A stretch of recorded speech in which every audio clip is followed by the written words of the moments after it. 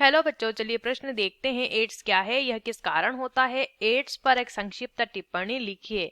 तो आइए जानेंगे यहाँ पर हमारे प्रश्न की मुख्य अवधारणा।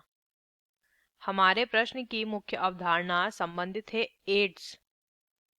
एड्स क्या होता है उसके बारे में हमें बताना है। देखिए, एड्स का पूरा नाम होता है प्रतिरक्षा न्यूनता रोग। प्रतिरक्षा न्यूनता रोग इसे कहते हैं, या इसी को acquired acquired immuno immuno deficiency deficiency syndrome भी बोला जाता है, या इसी को प्रतिरक्षा न्यूनता रोग भी कहते हैं। अब यह किस कारण होता है, ठीक है, ये एक रोग है। सबसे पहले ये क्या है, ये एक रोग होता है। अब ये किस कारण होता है, कारण भी लिख लेते हैं।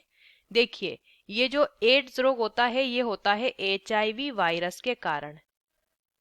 HIV वायरस क्या होता है, मानव प्रतिरक्षा न्यूनता वायरस।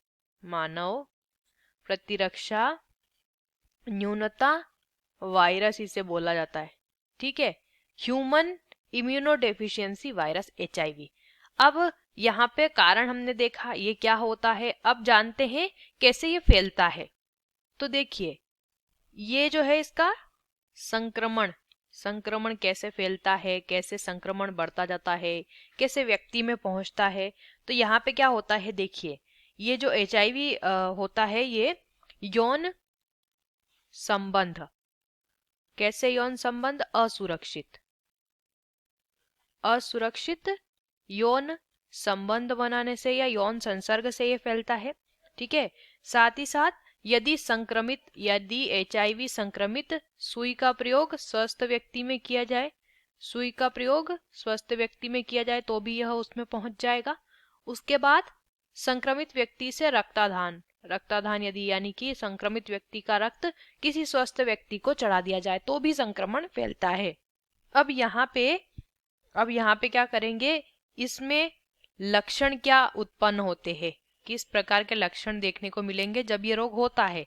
तो कुछ ही हफ्तों के अंदर, संक्रमण के कुछ ही हफ्तों के अंदर बुखार, गले में खराश, ठीक है, शरीर में थकान जैसे लक्षण दिखते हैं।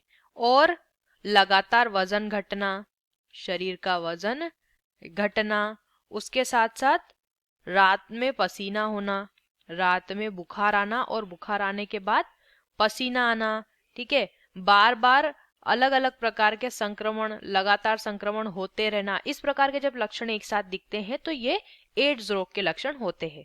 और अब जानते हैं किस प्रकार की सावधानियां इस रोग में रख सकते हैं, या कौन सी सावधानियां रखेंगे तो इस तरीके के रोग नहीं होंगे। सबसे पहले तो क्या करना है, सुरक्षित यौन संबंध स्थापित करें जिससे कि इस रोग का वायरस नहीं फैले। और क्या कर सकते हैं, और रक्तदान से पूर्व जांच कराएं, ठीक है। और सुई एक बार उपयोग के पश्चात उस सुई को नष्ट कर दें। इस प्रकार से इस रोग का जो है संचरण नहीं होता है। आशा करते हैं आपको इस प्रश्न का उत्तर समझ आया होगा। धन्यवाद।